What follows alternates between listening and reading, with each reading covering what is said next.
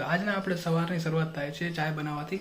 તમે જુઓ ચાય બનાવી નથી, ચાય બસ ઉકાળવી, કેમ કે આની અંદર કાકા બધા ઇન્ગ્રીડિયન્ટ નાખી ગયા, મતલબ બુકી હે, ખાંડ એ બધું નાખી આપણે બસ આને ગરમ કરવી અને આપણી ચાય તૈયાર થઈ જશે. અને કાકા પણ સવારના નીકળી ગયા જ્યાં લગન મામાને ઘરે, ત્યાં આજે શું હોય સગાઈનો કાર્યક્રમ હે. તો મેં કીધું આજે એટલું કાંઈ ખાસ નથી તો હું તો નહીં આવું, મને થોડુંક કામ બી હે, તો શાયદ કાલથી આપણે જશું. કાલે માંડવાનું મામેરું ને પરમ દિવસે જાન આવશે, તો કાલથી સારો એવો માહોલ હશે. અને પ્લસ કૌશિક બી આવેલો, તો મેં એને બી ફોન કર્યો કે બસ આજે પહોંચવો ખબર, સવારના પહોંચ્યો હશે, કેમ કે કાલ સવારના એ લોકો નીકળ્યા હતા ગોવાથી, તો આજે બપોર સુધી તો આવી જવા જોઈએ. તો એ આવશે એટલે પછી મને ફોન કરશે ને પછી કંઈક તો આયોજન આપણે કરશું. આયોજનમાં તો એ જ છે કે આપણે ચાય ગરમ કરવાની છે. તો આપણી ચાય તૈયાર થઈ ગઈ છે ને નાસ્તામાં આજે છે પાર્લેજી બિસ્કિટ. આમ તો પરાઠા કરી ગયા કાકી કાલે, પણ આપણે ઘરે અથાણું ખતમ થઈ ગયું હોય, તો એટલા માટે આપણે આ બિસ્કિટ લીધા છે.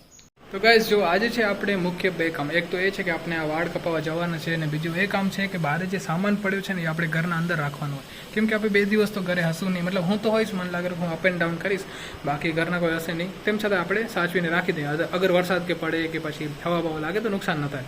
સામાનમાં બીજું કંઈ ખાસ તો નથી.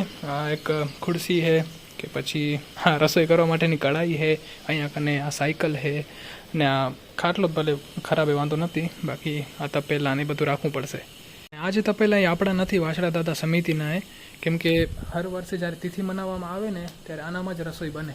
તો શું હોય કે વસાવી લીધા છે, એટલે ઘડી ઘડી શું હોય કે ભાડેથી આમ લેવા ના પડે એમ, તો એટલા માટે એ વાછડા દાદા સમિતિના ને આપણા ઘરે જ રહેરા.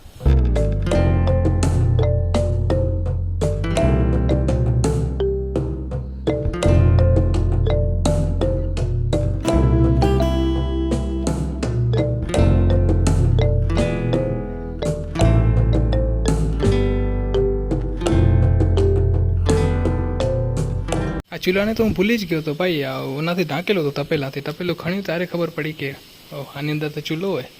એટલે શું વરસાદ પડતો હશે, વરસાદમાં ખરાબ ના થાય ને ચૂલો, એટલા માટે સાહેબ ઢાંક્યું હશે.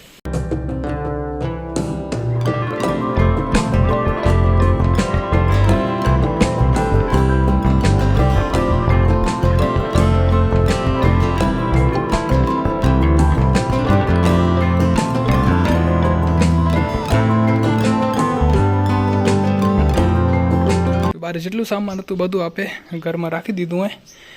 ઓહ ના, હજુ એક સામાન બાકી છે, આ દેખાડું ને.